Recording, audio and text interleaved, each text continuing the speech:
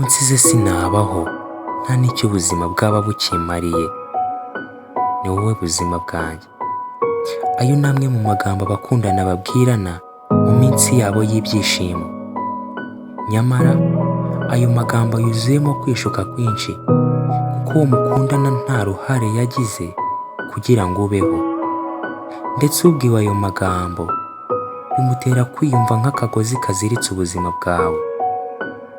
Ibyo bigatuma agufata nk'aho agaciro kawe kashize kuko urukundo yagukundaga rwashiraga.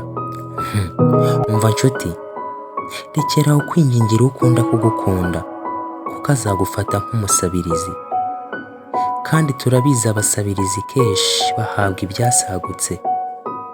Gusa menya ko ukunda nagusiga azaba aguhaye amahirwe yo gukundwa n'umwiza kumurusha. Uzaha umutima wawe ibyo wifuza byose, ngo wishime. Sigmund Freud we yabivuze neza ko umuntu nta gihe aba adafite ubwirinzi bw'umubabaro nk'igihe aba hari mu rukundo. Rero babara by'akanya gato ubivemo, kuko wari ubyiteguye igihe watangiraga gukunda. Iyi ni impamba y'ubuzima.